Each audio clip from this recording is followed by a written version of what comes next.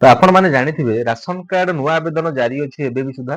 ତ ଯୋଉମାନେ ସବୁ ଆବେଦନ କରିଛନ୍ତି ବହୁତ ଆଗରୁ, ଯୋଉମାନେ କି ଆବେଦନ କରିଛନ୍ତି ଯେମିତି କି 4 ମାସ ତଳେ କି 5 ମାସ 6 ମାସ 8 ମାସ ଆବେଦନ କରିଛନ୍ତି, ନୂଆ ଆବେଦନ କରିଛନ୍ତି କିମ୍ବା ନାଁ ଚଢେଇଛନ୍ତି, ସେମାନଙ୍କର ନୂଆ ଲିଷ୍ଟ ଗୋଟେ ଆସିଯାଇଛି। ତ ଯଦି ଆପଣ ଆପ୍ଲାଏ କରିଛନ୍ତି କିମ୍ବା ଆଡ୍ କରିଛନ୍ତି, ଆପଣ ନିଜେ ମଧ୍ୟ ଘରେ ରହି ନିଜ ମୋବାଇଲରେ ଲିଷ୍ଟ ଚେକ୍ କରିପାରିବେ। ତ କେମିତି ଲିଷ୍ଟ ଆପଣ ଚେକ୍ କରିବେ ସେଇ ବିଷୟରେ ମୁଁ ଆଜି ଆପଣମାନଙ୍କୁ କହିବି। ଭିଡିଓଟି ଶେଷ ଯାଏଁ ଦେଖନ୍ତୁ, ଆପଣ ନିଜ ମୋବାଇଲରେ କେମିତି ଚେକ୍ କରିବେ। ତ ଭିଡିଓଟି ଦେଖିବା ଆଗରୁ ଚ୍ୟାନେଲକୁ ନିଶ୍ଚୟ ଗୋଟେ ସବସ୍କ୍ରାଇବ କରନ୍ତୁ। ସବସ୍କ୍ରାଇବ କଲେ ଆଗକୁ କେମିତି ନୂଆ ନୂଆ ଜିନିଷ ଆପଣ ଜାଣିବା ପାଇଁ ପାଇବେ। ତ ଚାଲନ୍ତୁ ଦେଖିବା ଷ୍ଟେପ ବାଇ ଷ୍ଟେପ ଭିଡିଓଟି ଆପଣ କେମିତି ନିଜ ମୋବାଇଲରେ ହଉ ନିଜ କମ୍ପ୍ୟୁଟରରେ ହଉ ଆପଣ କେମିତି ଘରେ ବସି ନିଜର ନାଁଟି ରାସନ କାର୍ଡରେ ଏବେ ଆସିଛି ନା ନାହିଁ ଆପଣ ଜାଣିପାରିବେ। ତ ଚାଲନ୍ତୁ ଦେଖିବା କଣ ଅଛି। ଦେଖନ୍ତୁ ଆପଣଙ୍କ କମ୍ପ୍ୟୁଟର ହଉ କିମ୍ବା ମୋବାଇଲ ହଉ, ଯେକୌଣସି ଏକ ବ୍ରାଉଜରଟି ଓପନ କରିବେ। ଦେଖନ୍ତୁ ବ୍ରାଉଜରଟି ଓପନ କଲା ପରେ ଆପଣ ଏଠି ସର୍ଚ୍ଚ କରିବେ PDS ଓଡ଼ିଶା। ଦେଖନ୍ତୁ PDS ଓଡ଼ିଶା ସର୍ଚ୍ଚ କଲା ପରେ ପ୍ରଥମେ ଯେଉଁ ଲିଙ୍କଟି ଆସିବ ସେଇ ଲିଙ୍କରେ କ୍ଲିକ୍ କରିବେ। ଦେଖନ୍ତୁ ଏଠି ଲେଖା ହେଇଛି PDS ଓଡ଼ିଶା, ତ PDS ଓଡ଼ିଶାରେ ହିଁ କ୍ଲିକ୍ କରିବେ। ଦେଖନ୍ତୁ କ୍ଲିକ୍ କଲା ପରେ ଏହିପରି ଭାବରେ ଇଣ୍ଟରଫେସଟି ଆସିଯିବ। ପ୍ରଥମେ ଲେଖା ଅଛି ଦେଖନ୍ତୁ NFSA କାର୍ଡ ଆଣ୍ଡ ବେନିଫିକାରୀ, ଆପଣଙ୍କୁ ଏଇଠି କ୍ଲିକ୍ କରିବା ପାଇଁ ପଡିବ। ତ ଦେଖନ୍ତୁ କ୍ଲିକ୍ କଲା ପରେ ଏହିପରି ଇଣ୍ଟରଫେସ ଆସିଯିବ। ଆପଣ ଯେଉଁ ଜିଲ୍ଲାର ଲୋକ, ଯେଉଁ ଜିଲ୍ଲାରୁ ଆପଣ ଦେଖିବାକୁ ଚାହୁଁଛନ୍ତି ଆପଣଙ୍କର ରାସନ କାର୍ଡରେ ନାଁ ଆସିଛି ନା ନାହିଁ ନୂଆ ଲିଷ୍ଟରେ, ଆପଣ ପ୍ରଥମେ ନିଜର ଜିଲ୍ଲାଟି ଏଇଠି ବାଛି ନେବେ। ଦେଖନ୍ତୁ ଜିଲ୍ଲାଟି ବାଛିଲା ପରେ ଏଇଠି ଆପଣ ନିଜର ବ୍ଲକ କିମ୍ବା ଯଦି ଆପଣ NSC ଏରିଆ ତାହେଲେ NSC ବାଛିବେ। ଦେଖନ୍ତୁ ନିଜର ବ୍ଲକଟି ଆପଣ ଏଇଠି ବାଛିବେ।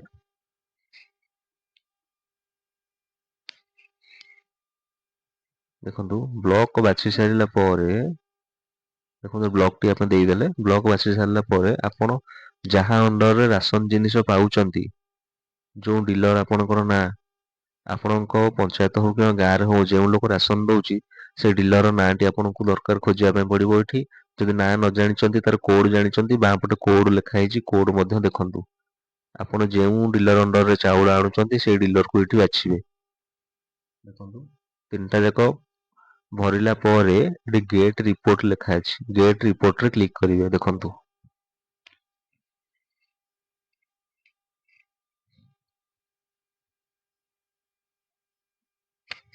ପ୍ରୋସେସିଂ ଚାଲିଛି। ଗେଟ ରିପୋର୍ଟରେ କ୍ଲିକ୍ କଲା ପରେ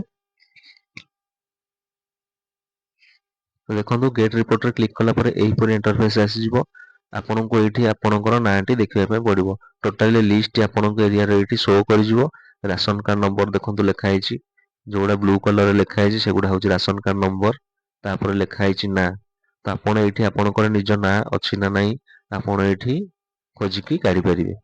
ତ ଯଦି ଆପଣ ଜାଣିପାରୁନାହାନ୍ତି ତେବେ ଆପଣ ନାଁ ଯୋଉଠି ଲେଖା ହେଇଥିବ ତା ସାଇଡରେ ଲେଖା ହେଇଛି ବାଁ ପଟେ ଦେଖନ୍ତୁ ରାସନ ନମ୍ବର, ସେ ରାସନ ନମ୍ବରରେ ଆପଣ କ୍ଲିକ୍ କରିବେ।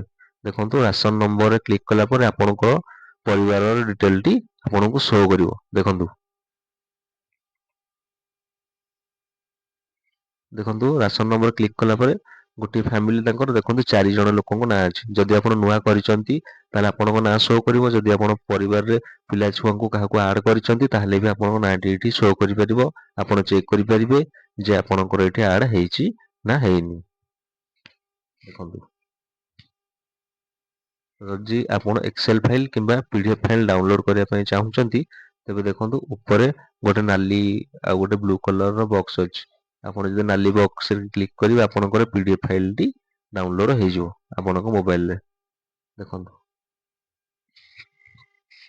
ତ ଆପଣ ଏମିତି ନିଜର ରାସନ କାର୍ଡରେ ଯୋଉ ନୂଆ ଆପ୍ଲାଏ କରିଥିଲେ ଆପଣଙ୍କର ନାଁ ଆସିଛି କି ନାହିଁ, କିମ୍ବା ଯଦି ଆପଣ ନୂଆ ଲୋକଙ୍କର ନାଁଟି ଆପଣଙ୍କ ରାସନ କାର୍ଡରେ ଆଡ କରିଥିଲେ ନାଁ ଚଢିଛି ନା ନାହିଁ ଏହିପରି ଭାବରେ ଚେକ୍ କରିପାରିବେ।